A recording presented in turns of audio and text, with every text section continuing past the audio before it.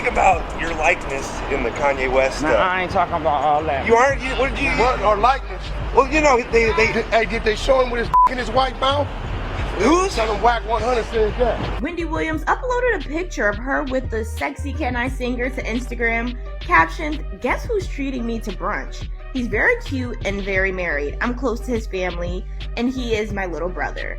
Fans were quickly speculative of their brunch meetup, and this was further fueled after they were seen out and about the very next day with their arms linked, adding to the speculation. And I saw, I'm sorry, please excuse me, I just have to come out and say this. I saw Ray J coming out of the hotel, hiding his head, being pushed into the car. Why? I looked and I said, why is he hiding? Why is he hiding his face? So Ray J is back in the limelight, and not in a good way. Stunner Girl just dropped a bombshell accusing him of pushing substances on Wendy Williams and feeding her addiction. But that's just the tip of the iceberg. Kanye West is now spilling some serious tea, claiming Ray J is one of those shady Hollywood handlers hired by the higher-ups to do their dirty work. And word on the street is Ray J was the one who supplied Whitney Houston with something that led to her tragic death. And if you think that's all, think again. Ray J is also being exposed for his shady connections to Diddy, and fans are buzzing with all sorts of wild theories about Ray's real role in the industry. Is he really the go-to handler and secret plug for the bigwigs? Did he help Diddy silence Wendy Williams, just like he allegedly helped Clive Davis deal with Whitney Houston? Let's break it down. And all I do is report what is going on. It's not my fault you ran over a man, backed up. Say, That's not my fault. get him. No, I am fair. I am fair. The whispers about Ray J being a Hollywood handler have been swirling for what feels like forever. And it all kicked off after the tragic passing of the one and only Whitney Houston. Just before Whitney's suspicious death in 2012, the tabloids were buzzing about a romantic fling between her and Ray J. But several industry insiders later spilled the beans that Ray J wasn't Whitney's boo, but her supplier. The one and only Whitney Houston passed away on February 11th, 2012, just hours before she was supposed to perform at Clive Davis's Grammy Awards party at the Beverly Hilton Hotel. Now, the official story goes that Whitney's assistant found her unresponsive, face down in the tub. But here's the real tea. Jaguar Wright claimed it was actually Brandy, Ray J's sister, who found Whitney, and that Ray J had slipped out of Whitney's room just before everything went down. Say is, everybody knew he was in that hotel with Whitney. A phone call was made to a dealer, even though Whitney had just gotten out of rehab. Ray J left, came in. The next person that come in is Brandy, and she find Brandy dead. And Clive says, Whitney would have wanted us to party on anyway. You must be out of your... Wow. They were rolling the dead body out of the hotel and celebrating. Like, you can't even say it was a repast because she hadn't even had an autopsy. And then there was also this paparazzi video supposedly showing Ray J sneaking out of the Beverly Hilton and hiding his face right after Whitney was found. Now, some sources later claimed the man in the video wasn't Ray J, but Nick Gordon, the ex-boyfriend of Whitney's daughter, Bobby Christina. But honestly, does it even matter who it is? Because either way, something seriously shady went down that night. And let's not forget that both Bobby Christina and Nick Gordon also ended up dead, supposedly from ODs. I mean, I'm no conspiracy theorist, but come on, something is off here. And then on top of that, Leola Brown, Bobby Christina's aunt, later came forward and dropped a bombshell, calling Ray J a runner boy. And she was basically hinting that he might have been the one supplying Whitney with whatever led to her tragic end. But Leola didn't stop there. She later claimed that both Whitney and Bobby Christina were murdered. So Leola alleged that Nick Gordon was the one who led Bobby Christina to her untimely death. And she made an interesting comment saying that once Nick is arrested, the whole truth will be exposed. I believe that somebody, my niece, just like her mother, Nick, Bobby Christina.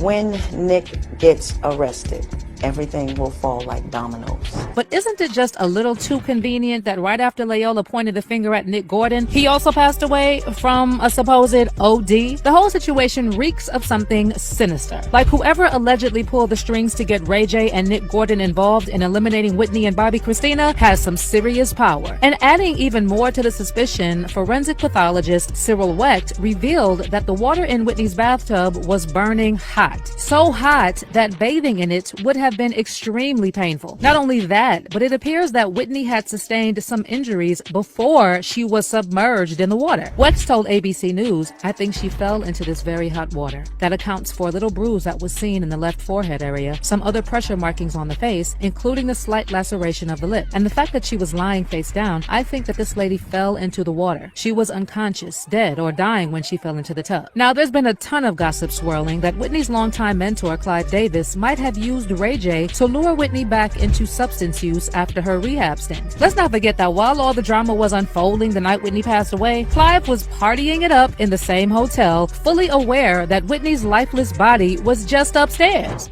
She was doing 2 numbers in a mother's act. So I went in, and the first song she sang, I knew. Just a revelation. So she lit up your life. She lit up my life. She lit up the room.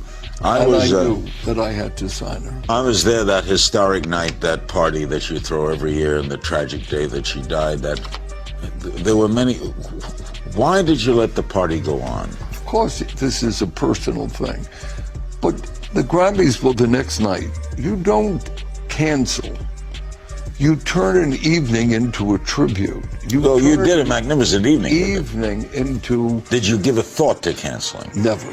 You never thought? Never. Did you ever think... And the family did not want me to give a thought. Didn't? No. And get this, among those partying with Clive Davis was Diddy. In fact, Clive actually picked Diddy to give a speech at the party, supposedly in honor of Whitney. And now check out how Diddy got all nervous when he showed up on the Ellen show just days after Whitney died, and Ellen asked him about that speech he gave at Clive's party. I know that you were the first, one of the first ones at Clive's party to speak about Whitney's passing the other day. Yes. And that was, did you know her well? Yes, I did. I actually, when I was growing up in the music industry before I had success, I somehow got on her wedding invitation. So I was at her wedding, but I didn't really know her, but it was like the hottest thing in town for the music industry. But hold on, there's even more to this madness. Fans are now digging deep into this whole mess, and many are convinced that both Diddy and Ray J know the real story behind what happened to Whitney. Meanwhile, rumors are also swirling that Ray J and Diddy were more than just friends at some point. Alright, don't forget where you come from. Yeah, love. Guy in the building. Hey yo, this guy right here, one of the hip hop entrepreneur, young legends. He's in my gang. He gets money. Yes, he does. Yes, I'm inspired though. God is good.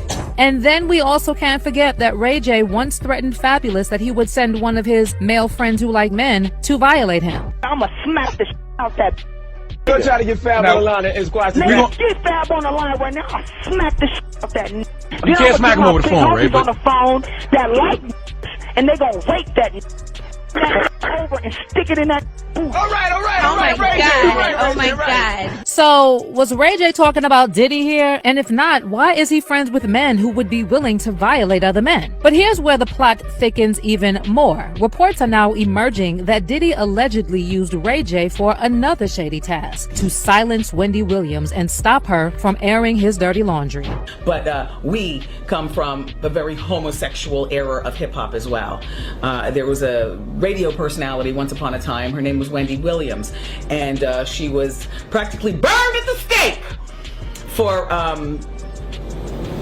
talking about such. And now it's all come full circle.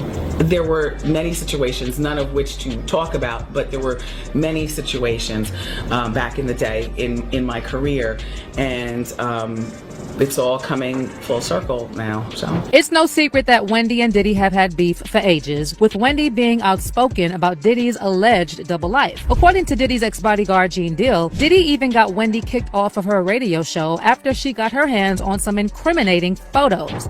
In New York City, when she put out those pictures of the dude pulling his pants down and it looked like some gay act that was going on, He got on the phone. He said, let me tell you this. When I get back to New York City, if she's on the radio station, he's talking to a radio executive. He said the same thing to he said, nobody that I deal with, nobody that I know is gonna do anything with y'all. No business at all. It ain't gonna be no artist, no nothing gonna come. He's telling people that at a radio station. When we got back to New York City, Wendy Williams was in Philly at a new station. Wow. That's the power he had. Jaguar Wright also recently highlighted that Wendy was one of the first to call out Diddy and his homo thugs. And about those rumors that Diddy was involved in Wendy's guardianship, Jaguar suggested Diddy likely set Wendy up, just like he allegedly did with his ex, Kim Porter. Shout out to Wendy Williams, the first woman to uncover the homo thugs. That's what these down low bitches was called when Wendy first started talking about it in the 90s, the homo thug. She talking about Diddy. And then what's the stuff that's happening with Wendy Williams? Do you think this is all connection too? Of course. They've been waiting. He's been waiting. He was waiting for Kim. Remember? He was waiting. The casket was ready. She was literally casket ready.